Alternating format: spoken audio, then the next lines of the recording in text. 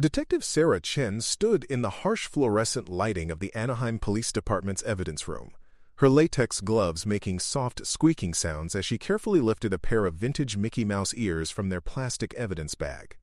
The black felt was faded, the iconic circular ears slightly misshapen after nearly 4 decades, but the name Tommy was still visible in faded yellow thread on the back headband. The date on the evidence tag read March 15, 2024, just 2 weeks ago, when Disneyland maintenance workers had discovered this singular artifact wedged deep within the mechanical workings of the Matterhorn bobsleds during a routine inspection. For 39 years, this case had haunted the department. 15 children, ages 7 to 9, had vanished without a trace during what should have been a magical birthday celebration at the happiest place on Earth. The disappearance of Tommy Rodriguez's birthday party on June 14, 1985, had become one of Southern California's most enduring mysteries, spawning countless theories, documentary features, and late-night internet discussions. Now holding this single piece of evidence, Sarah felt the weight of nearly 4 decades of unanswered questions pressing down on her shoulders. The case file sat open on the metal table beside her, its manila folders thick, with witness statements, photographs, and investigative reports that had grown yellowed with age. Sarah had been 12 years old when the children vanished, living just 3 cities away in Garden Grove, and she remembered the fear that had gripped every parent in Orange County that summer.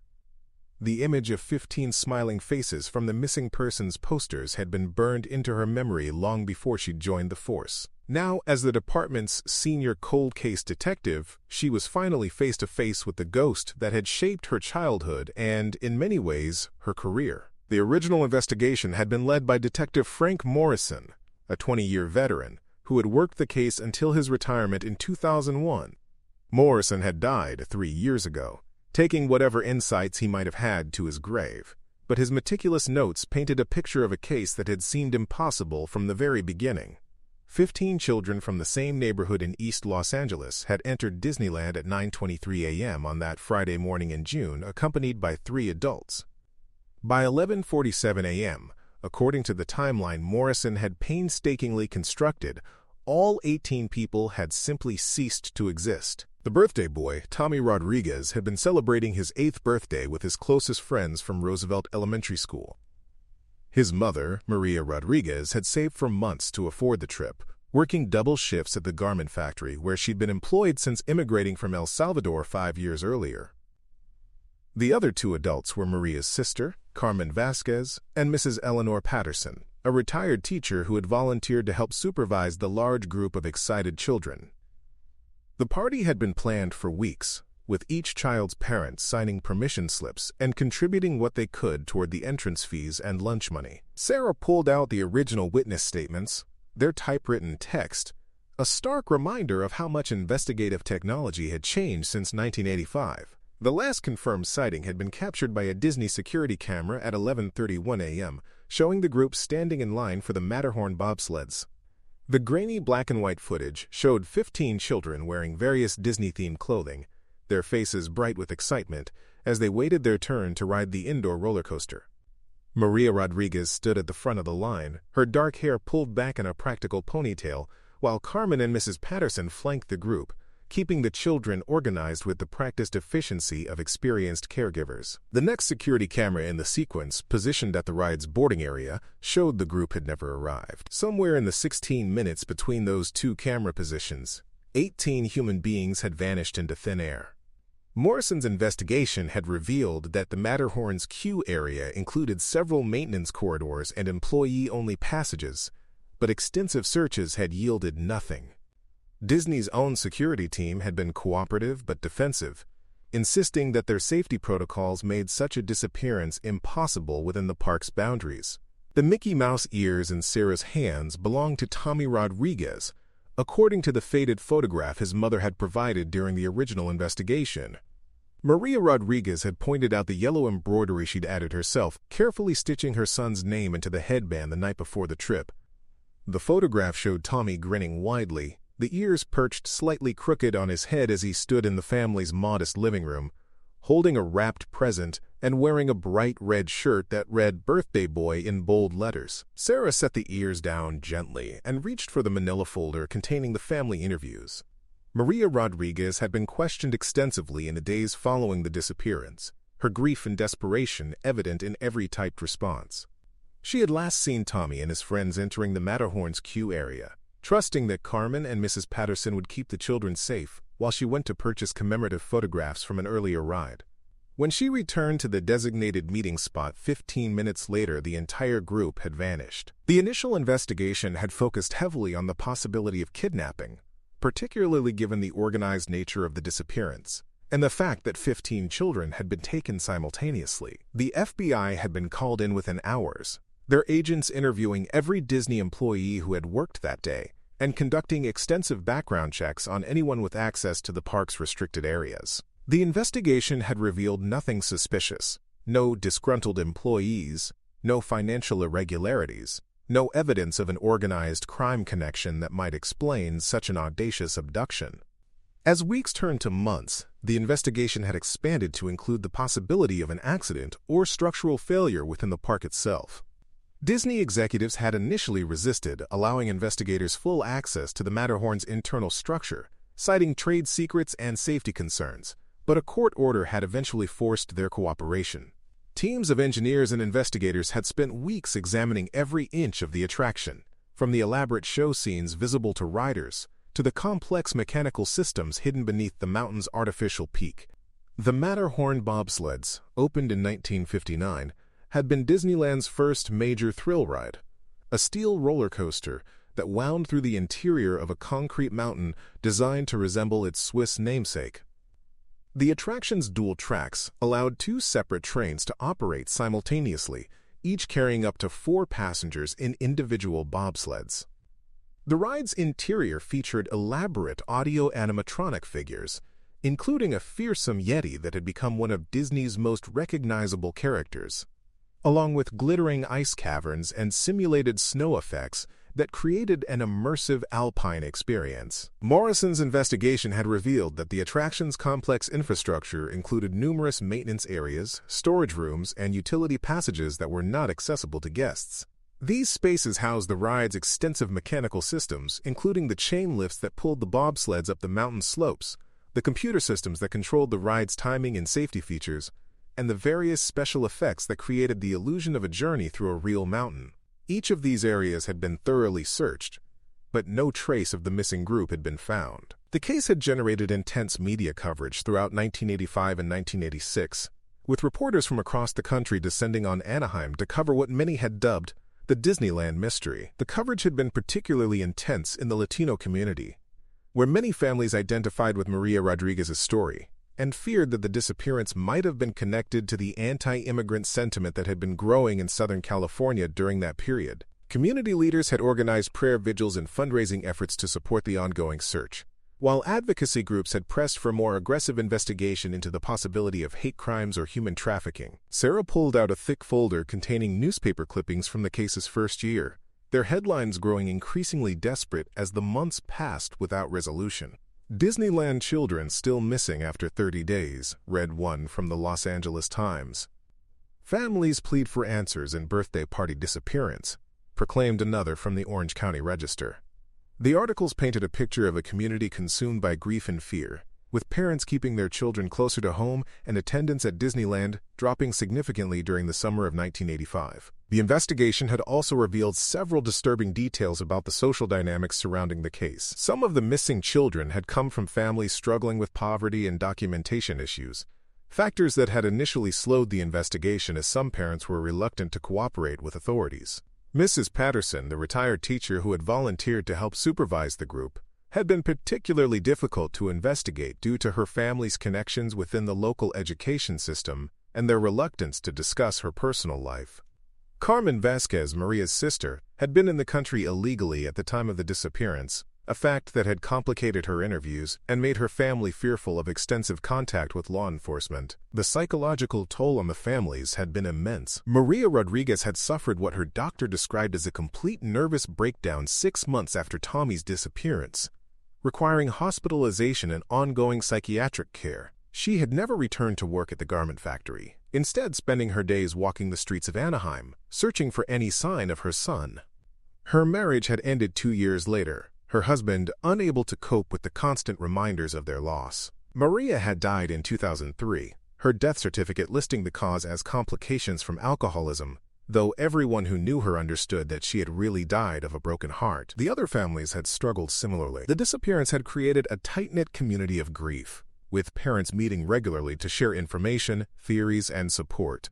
They had hired private investigators when the official investigation stalled, organized their own search parties, and maintained a constant pressure on law enforcement to keep the case active.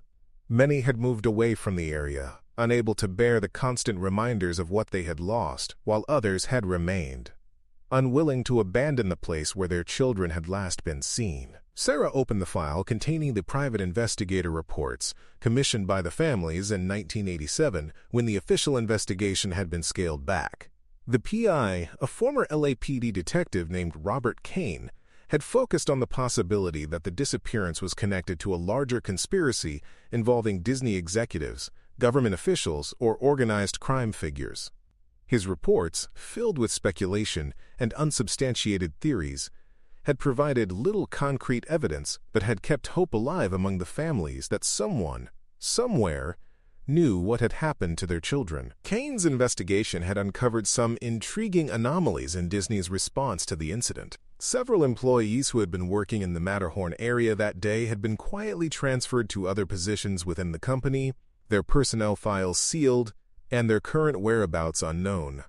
The security footage from several cameras had been reported as, quote, corrupted or accidentally erased, despite Disney's usually meticulous record-keeping practices. Most suspiciously, the company had implemented significant changes to the Matterhorn's queue area within weeks of the disappearance, installing new barriers and modifying the flow of foot traffic in ways that made it impossible to recreate the exact conditions that had existed on June 14, 1985. The families had filed a civil lawsuit against Disney in 1988, seeking damages for wrongful death and demanding access to internal documents that might shed light on the disappearance. The case had been settled out of court in 1991 for an undisclosed amount, with all parties signing strict confidentiality agreements that prevented them from discussing the details publicly. The settlement had provided some financial relief to the grieving families, but it had also effectively ended their access to information about the ongoing investigation. Sarah picked up the Mickey Mouse ears again, studying them under the bright examination light. The maintenance worker who had discovered them, a 26-year Disney veteran named Mike Harrison, had been performing routine inspection of the ride's chain lift mechanism when he noticed something unusual wedged between two support beams deep within the mountain structure.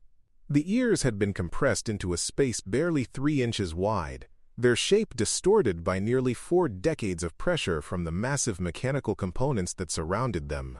Harrison's discovery had been made during a major renovation of the Matterhorn that began in early 2024. The project involved updating the ride's safety systems and replacing much of the original 1959 infrastructure with modern components. It was the most extensive renovation in the attraction's history, requiring workers to access areas that had been sealed since the original construction.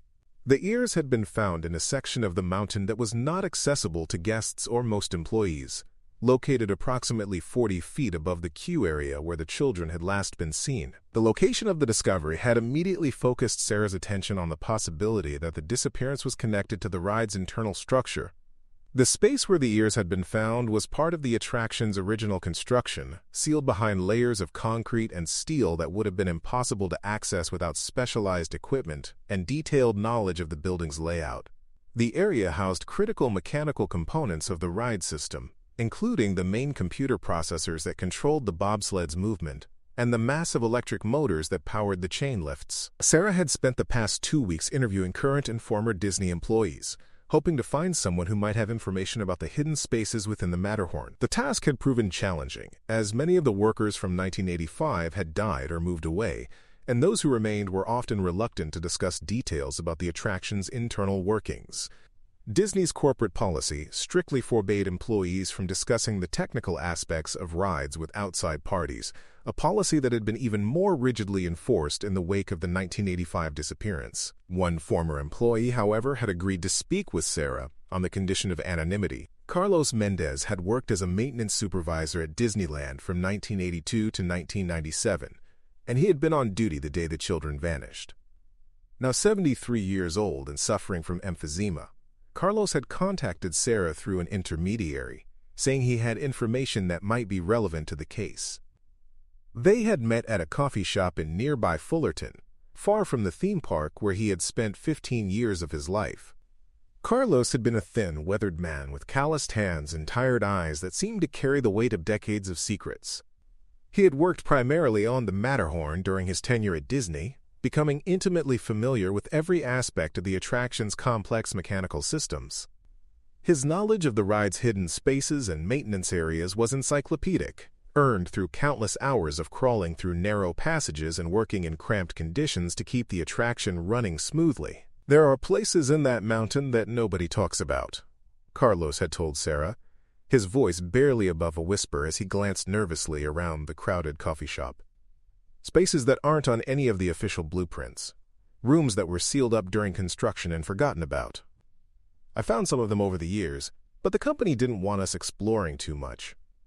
They said it was for safety reasons, but I always wondered if there was something else they didn't want us to see." Carlos had described a network of abandoned construction areas within the Matterhorn, spaces that had been created during the original building process but were later deemed unnecessary and sealed off. These areas included partially completed rooms that had been intended for future expansion, utility spaces that had been rendered obsolete by design changes, and structural voids that existed between the attraction's multiple levels.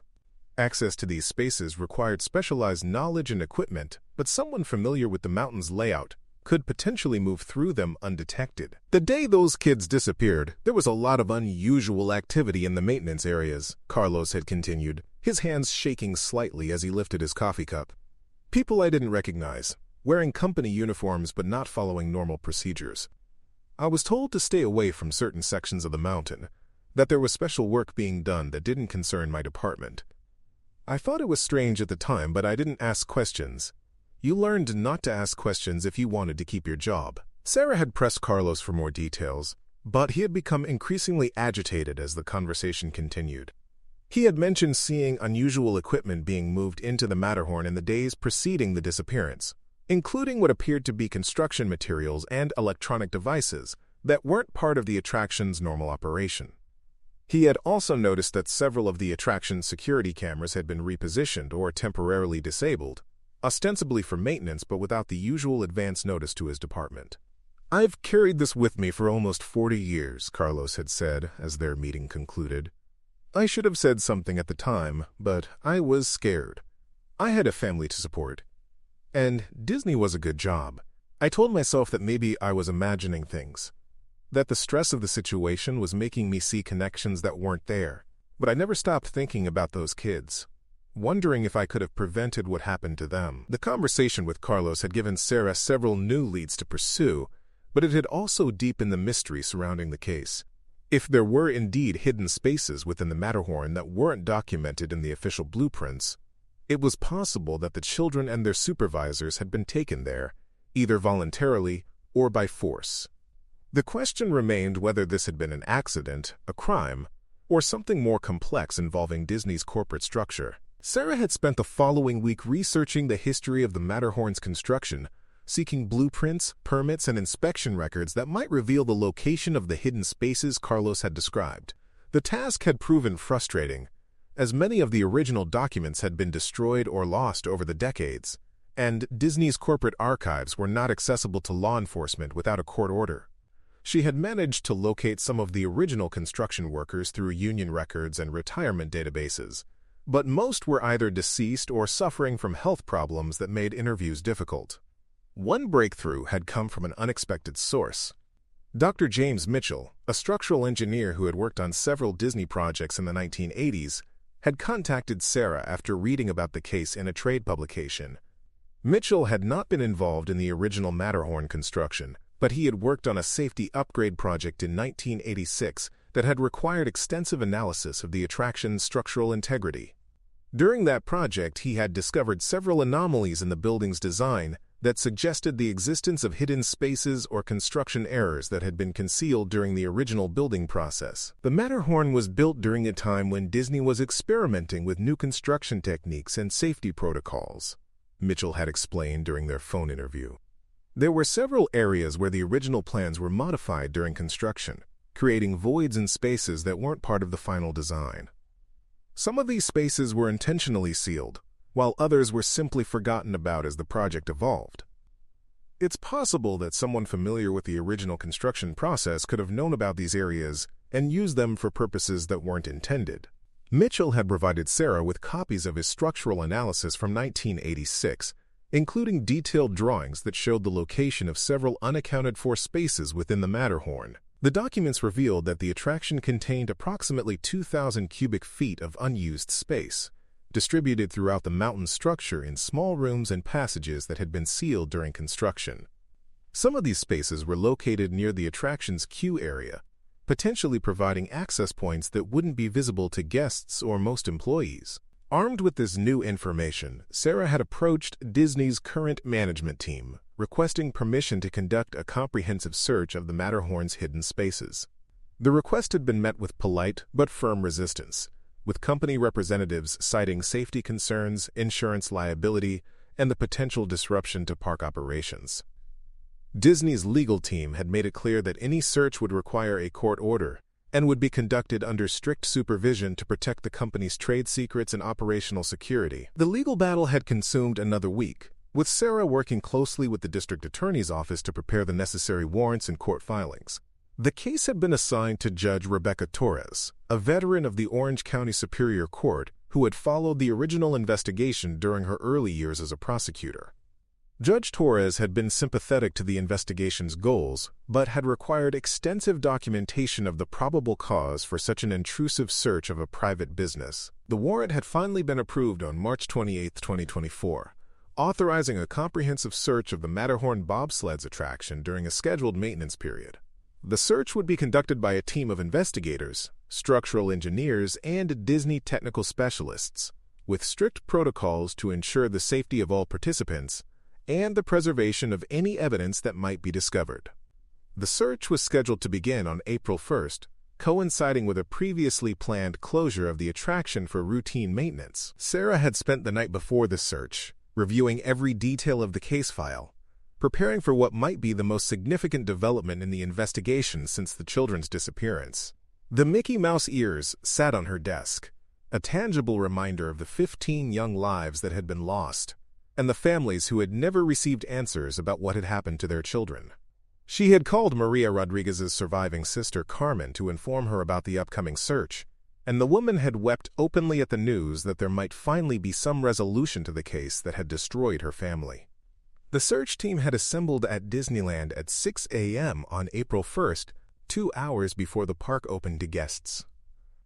The group included Sarah and 2 other detectives, FBI agents specializing in missing persons cases, structural engineers from the county building department, and a team of Disney technical specialists who possessed the specialized knowledge needed to safely navigate the attraction's complex interior. The search was being documented by a forensic photographer and videographer, ensuring that every aspect of the investigation would be properly recorded for potential court proceedings. The Matterhorn stood silent and imposing in the early morning light, its artificial peak reaching 147 feet above the Disneyland landscape. The attraction's exterior had been repainted several times over the decades, but its basic shape remained unchanged from the original 1959 design. The mountain's base was surrounded by a shallow lagoon populated with animatronic seals and waterfalls, creating a serene setting that contrasted sharply with the dark purpose of the day's investigation. Disney's technical team had provided detailed maps of the attraction's interior, showing the official layout of the ride system, maintenance areas, and utility spaces. The maps revealed a complex, three-dimensional maze of passages, chambers, and mechanical spaces that extended throughout the mountain structure.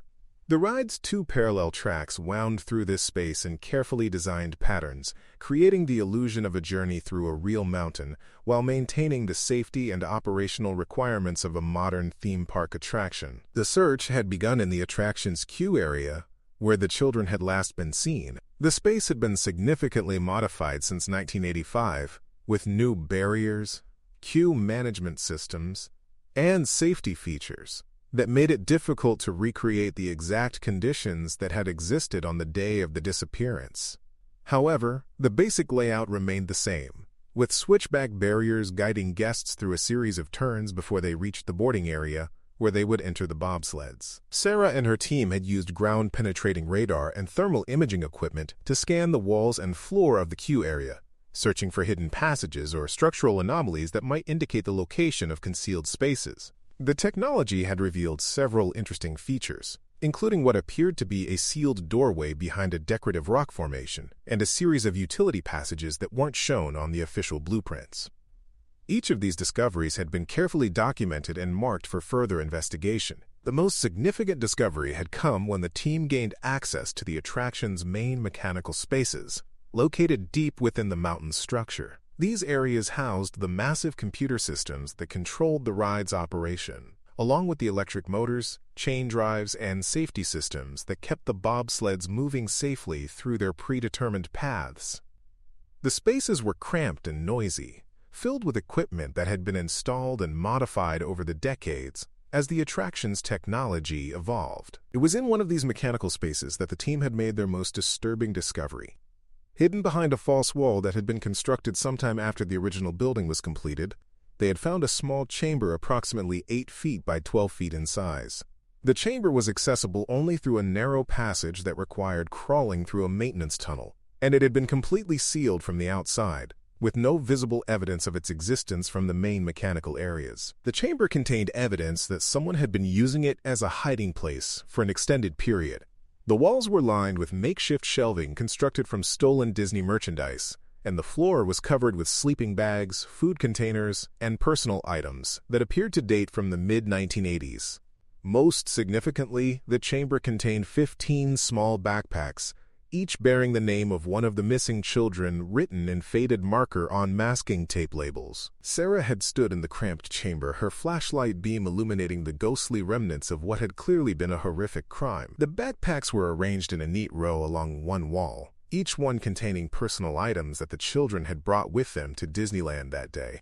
Tommy Rodriguez's backpack contained a small camera, several rolls of film, and a birthday card from his grandmother written in Spanish.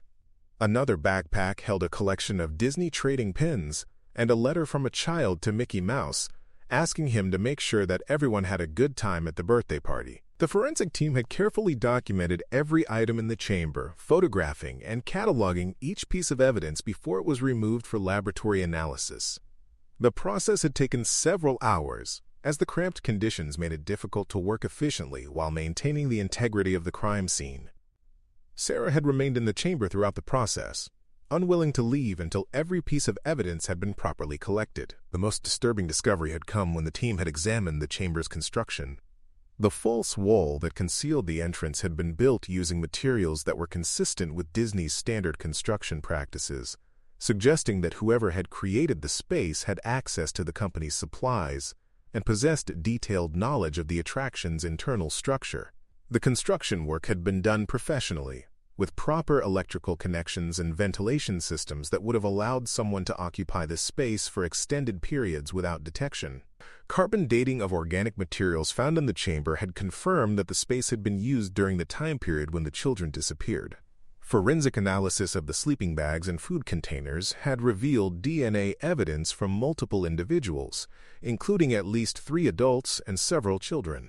The DNA profiles were being compared to samples from the missing children's families, but the degraded condition of the genetic material after nearly 4 decades made definitive identification challenging. The discovery of the hidden chamber had immediately shifted the investigation from a missing persons case to a homicide investigation.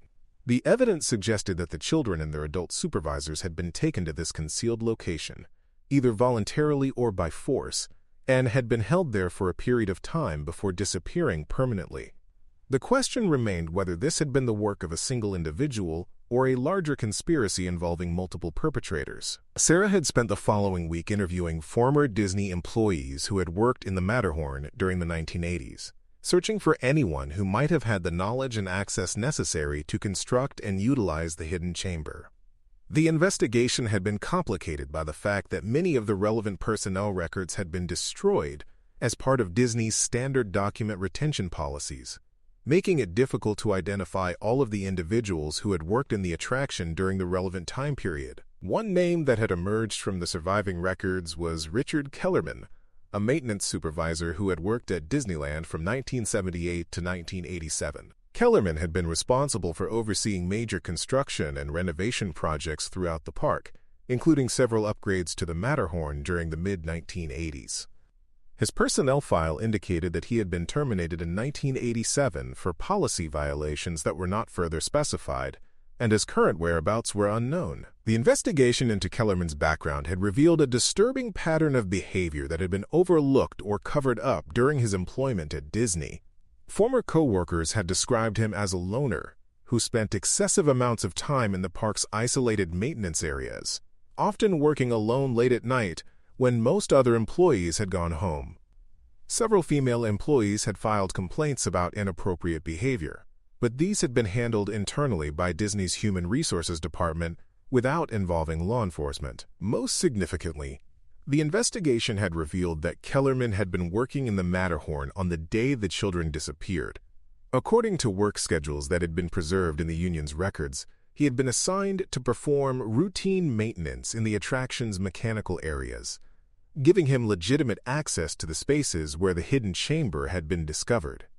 His timesheet for that day showed that he had worked from 6 a.m. to 6 p.m., a 12-hour shift that would have provided ample opportunity to intercept the children and their supervisors. The search for Kellerman had led Sarah to a small apartment complex in Riverside, California, where he had lived briefly in the late 1980s after leaving Disney. The building manager had described him as a quiet tenant who paid his rent on time but rarely interacted with other residents. Kellerman had moved out suddenly in 1989, leaving no forwarding address and abandoning most of his possessions, including several boxes of Disney-related materials that the manager had eventually thrown away. The trail had then led to a series of addresses throughout Southern California, as Kellerman had apparently moved frequently during the 1990s and early 2000s.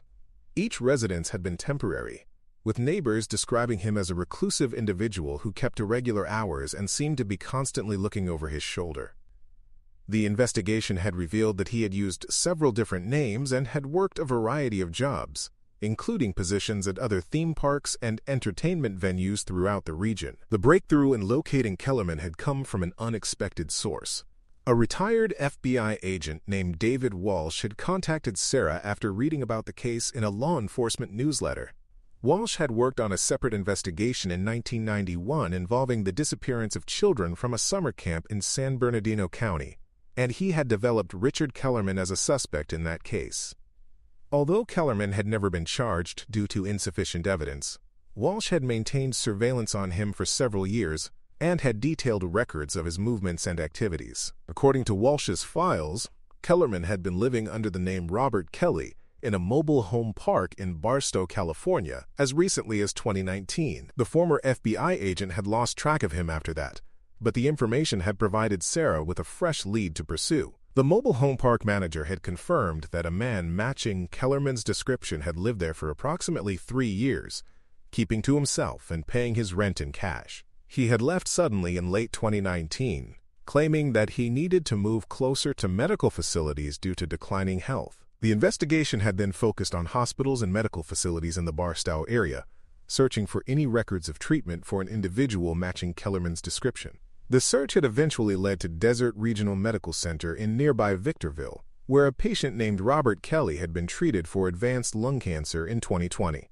The medical records indicated that the patient had died on September 15, 2020, and had been buried in a pauper's grave at the Victorville Municipal Cemetery. Sarah had driven to Victorville on a hot April afternoon, the desert landscape stretching endlessly in all directions, as she made her way to the small cemetery where Richard Kellerman had been laid to rest. The grave was marked only with a simple metal placard bearing the name Robert Kelly and his dates of birth and death. There were no flowers, no visitors, no indication that anyone had mourned his passing or even known about his death. Standing beside the grave, Sarah had felt a complex mixture of emotions. On one hand, she was frustrated that Kellerman had died before he could be questioned about his role in the disappearance of the 15 children.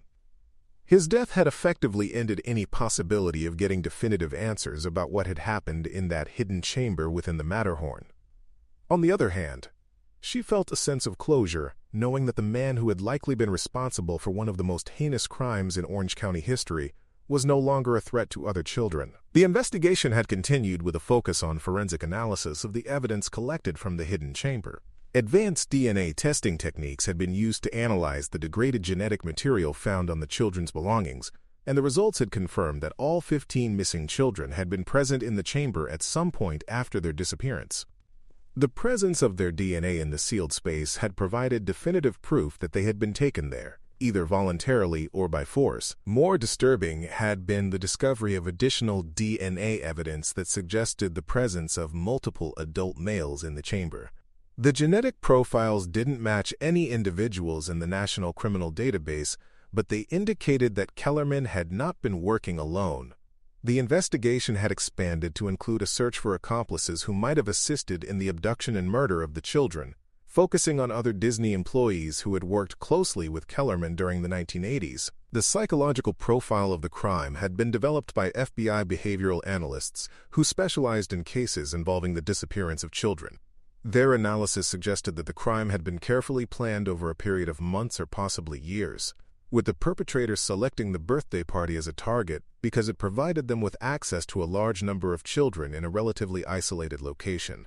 The construction of the hidden chamber had required significant advanced planning and resources, indicating that this had not been a spontaneous act, but rather a calculated crime designed to maximize the number of victims while minimizing the chances of detection. The analysts had also noted that the crime bore similarities to other cases involving the organized abduction of children, particularly those connected to pornography rings or human trafficking operations. The fact that the children's bodies had never been found suggested that they might have been transported to a secondary location, possibly for exploitation before being murdered. The investigation had expanded to include a review of similar cases from the 1980s and 1990s, searching for patterns that might indicate the existence of a larger criminal network. Sarah had spent weeks interviewing the surviving family members of the missing children, a process that had been both heartbreaking and illuminating. The families had maintained their close bonds over the decades, supporting each other through the long years of uncertainty and grief. Many of them had never given up hope that their children might someday be found alive, and the discovery of the hidden chamber had forced them to confront the reality that their loved ones had likely been murdered shortly after their disappearance. Carmen Vasquez, Maria Rodriguez's sister who had been supervising the children on the day they vanished, had been particularly affected by the new developments in the case. Now in her 70s and suffering from diabetes and heart problems, Carmen had carried the guilt of losing her nephew and his friends for nearly 4 decades. She had blamed herself for not being more vigilant, for trusting that the children would be safe in what was supposed to be the happiest place on earth. "I replay that day in my mind every single day," Carmen had told Sarah during their emotional interview. "I keep thinking about what I could have done differently, what signs I might have missed. Maria never forgave me for losing Tommy, and I never forgave myself. When she died, I felt like I had lost my sister twice, once when Tommy disappeared, and again when the grief finally killed her." The interview had revealed new details about the events of June 14, 1985, including information that had never been included in the original investigation. Carmen had noticed several unusual occurrences during the morning at Disneyland, including the presence of maintenance workers in areas where they didn't typically work, and the temporary closure of certain attractions without explanation. She had also observed that some of the Disney employees seemed nervous or distracted, behaving in ways that were inconsistent with the park's usual standards of customer service. Most significantly, Carmen had remembered encountering a maintenance worker near the Matterhorn who had offered to help guide the children through a special entrance that would allow them to skip the line. The worker had been wearing a standard Disney uniform and had displayed what appeared to be proper identification, but something about his demeanor had made Carmen uncomfortable. She had politely declined the offer and had kept the children in the regular queue, but she now wondered if this encounter had been connected to the crime that followed. The description Carmen provided of the maintenance worker matched the physical appearance of Richard Kellerman based on his personnel photos from the 1980s.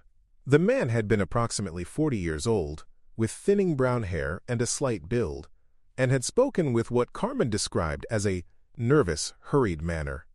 He had been carrying a radio and what appeared to be maintenance tools, and had approached the group shortly after they had entered the Matterhorn's queue area. This new information had led Sarah to review the testimony of other witnesses who had been interviewed during the original investigation. Several park guests had reported seeing maintenance workers in unusual locations on the day of the disappearance, including areas where such personnel typically weren't visible to the public.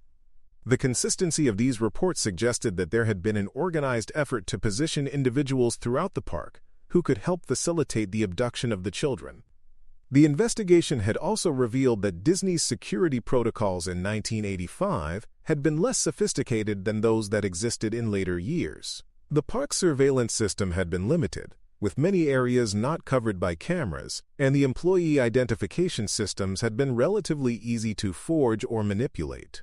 This had made it possible for individuals to move throughout the park without being properly monitored, particularly in maintenance areas where employees were expected to work independently. The discovery of the hidden chamber had also shed new light on the civil lawsuit that had been filed by the families in 1988.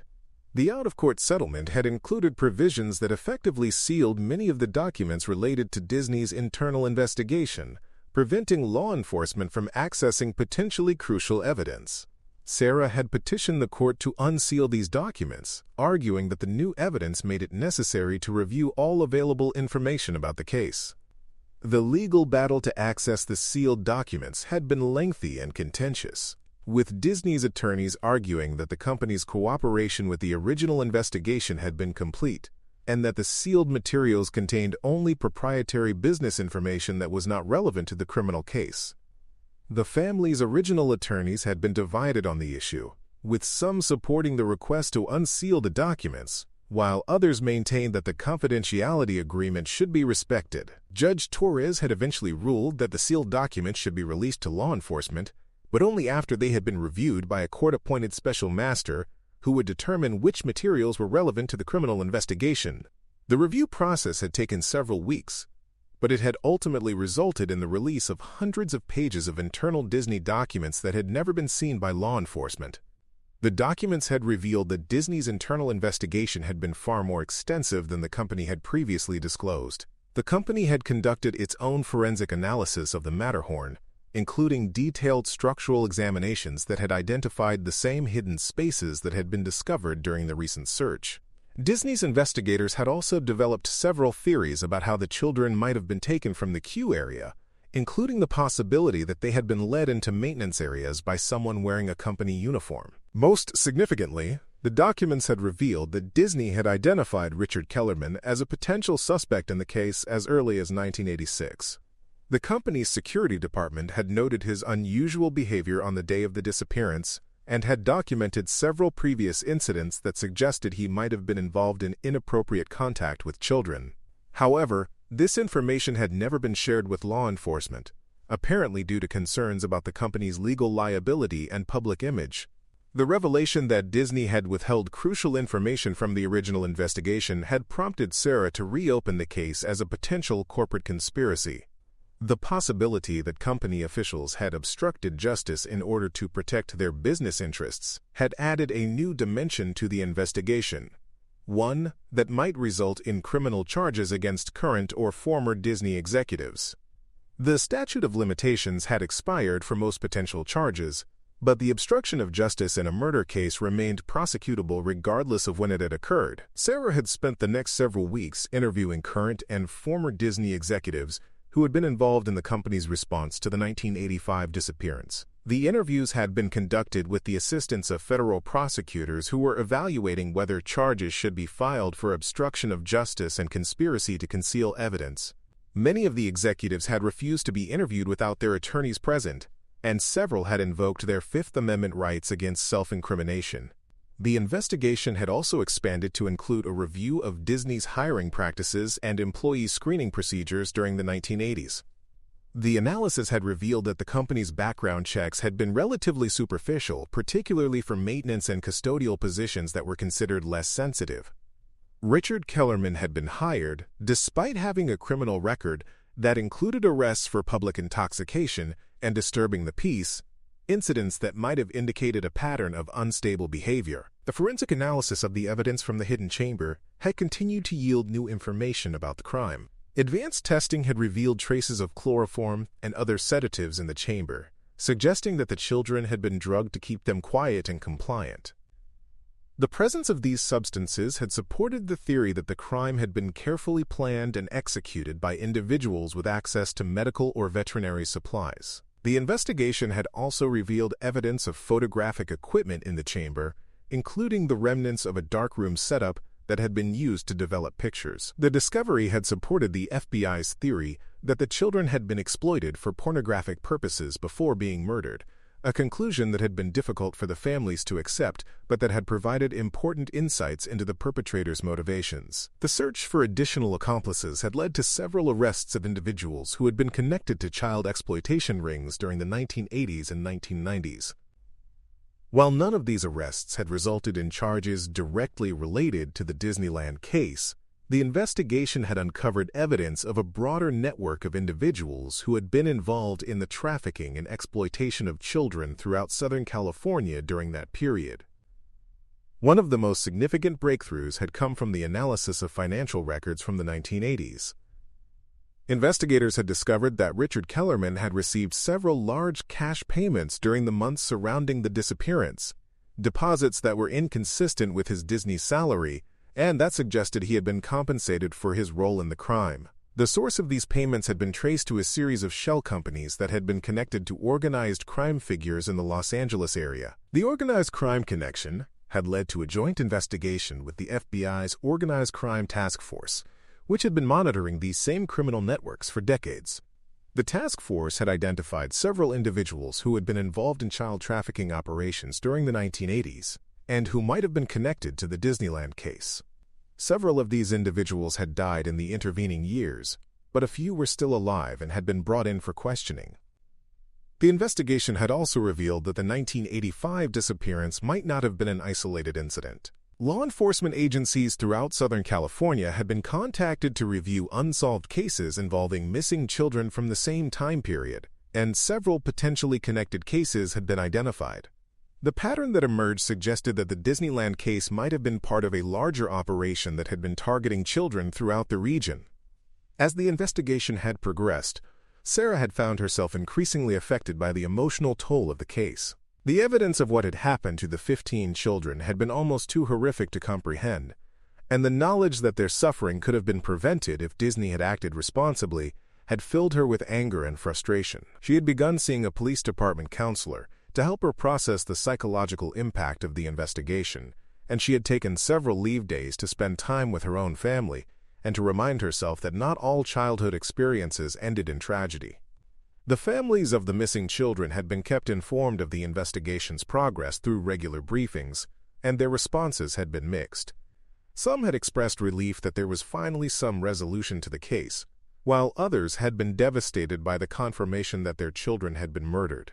Several of the families had filed new lawsuits against Disney, seeking damages for the company's failure to prevent the crime and its subsequent cover-up of crucial evidence. The media attention surrounding the case had been intense, with reporters from around the world covering what had become known as the Disneyland murders. The coverage had been particularly focused on Disney's role in the cover-up, with several investigative journalists publishing exposés about the company's culture of secrecy and its willingness to prioritize profits over public safety. The negative publicity had resulted in a significant decline in Disney's stock price and had prompted calls for increased regulation of the theme park industry. Disney had responded to the revelations with a carefully crafted public relations campaign that emphasized the company's cooperation with the current investigation while minimizing its responsibility for the events of 1985. Company executives had issued statements expressing sympathy for the families of the victims and announcing new safety measures that would be implemented to prevent similar incidents in the future.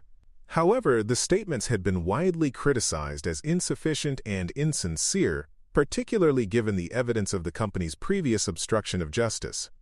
The investigation had reached a critical juncture when forensic analysts had been able to extract additional DNA evidence from materials found in the hidden chamber. The new genetic profiles had been compared to samples from law enforcement databases around the country, and several matches had been identified. The matches had led to the identification of 3 additional suspects who had been involved in the crime, including 2 former Disney employees and a man who had been connected to several child trafficking operations during the 1980s. 2 of the newly identified suspects had died in the intervening years, but the third, a man named William Patterson, was still alive and living in Arizona. Patterson had worked as a security guard at Disneyland during the 1980s and had been terminated shortly after the disappearance for reasons that were not specified in his personnel file. The investigation had revealed that Patterson had been responsible for monitoring the surveillance cameras in the area where the children had vanished, and that he had been one of the employees who had reported that the relevant footage had been, quote, corrupted. The arrest of William Patterson had been carried out by a joint task force of FBI agents and Arizona State Police on May 15, 2024. Patterson, now 78 years old and suffering from dementia, had been living in a nursing home in Phoenix, where he had been receiving care for several years. The arrest had been complicated by his medical condition, which had made it difficult to determine whether he was competent to stand trial. The interrogation of Patterson had been conducted by specially trained investigators who had experience dealing with suspects suffering from cognitive impairment.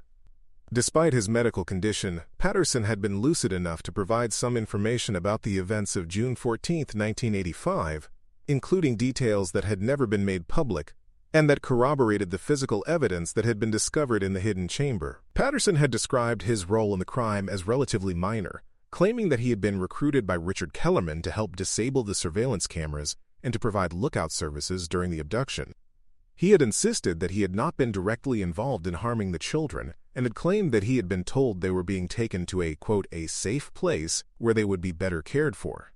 The investigators had been skeptical of these claims, particularly given the evidence of Patterson's involvement in the cover-up that had followed the crime. The information provided by Patterson had led to the identification of several additional locations where the children might have been taken after being removed from the hidden chamber. The investigation had expanded to include searches of properties throughout Southern California that had been connected to the criminal network, including several abandoned warehouses and remote desert locations where evidence of child exploitation had been discovered. The searches had yielded additional evidence of the crimes that had been committed against the 15 children, including photographs and other materials that had been too disturbing to be described in detail to the families. The evidence had confirmed that the children had been subjected to systematic abuse before being murdered, and that their deaths had been part of a larger operation that had victimized dozens of children throughout the region during the 1980s. The investigation had also revealed that several other Disney employees had been aware of the criminal activity, but had remained silent due to fear of retribution or loss of employment. The culture of secrecy that had existed within the company during the 1980s had made it possible for the crimes to continue undetected, and had prevented law enforcement from accessing crucial information that might have led to earlier resolution of the case. As the investigation had neared its conclusion, Sarah had found herself reflecting on the broader implications of the case. The failure of Disney and law enforcement to properly investigate the disappearance in 1985 had allowed the perpetrators to continue their criminal activities for years, potentially resulting in additional victims who might have been saved if the truth had been discovered sooner. The case had also highlighted the vulnerability of children in environments that were supposed to be safe, and the importance of maintaining vigilant oversight of institutions that were trusted with the care of young people. The families of the missing children had been informed of the investigation's findings during a series of private meetings that had been held at the Anaheim Police Department. The meetings had been emotional and difficult, as the families had finally received definitive answers about what had happened to their loved ones, but had also been forced to confront the horrible reality of how their children had died. Many of the family members had expressed gratitude for Sarah's work in solving the case, while others had been too overwhelmed by grief to respond coherently. The criminal charges that had been filed in connection with the case had been extensive, including murder, kidnapping, child abuse, and conspiracy charges against the surviving suspects. William Patterson had been declared competent to stand trial despite his medical condition, and his case had been scheduled for prosecution in Orange County Superior Court. The district attorney had announced that the state would seek the death penalty, though Patterson's advanced age and poor health had made it unlikely that he would live long enough to face execution. The charges against Disney had been more complex, as the company's executives had been careful to avoid direct participation in the criminal activity. However, the evidence of obstruction of justice and conspiracy to conceal evidence had been substantial, and several former executives had been indicted on federal charges related to their role in the cover-up. The company itself had negotiated a plea agreement that included a substantial fine and the implementation of new safety and reporting procedures. The civil lawsuits filed by the families had been more successful, with Disney agreeing to pay substantial damages to compensate for the company's negligence and cover-up. The settlement amounts had been kept confidential, but sources close to the negotiations had indicated that each family had received several $million in compensation. The money had provided some financial security for the survivors, but it had been no substitute for the children and siblings who had been lost. The case had also prompted significant changes in law enforcement procedures for investigating missing children cases. The FBI had implemented new protocols for coordinating with local agencies and for ensuring that all available evidence was properly analyzed and preserved.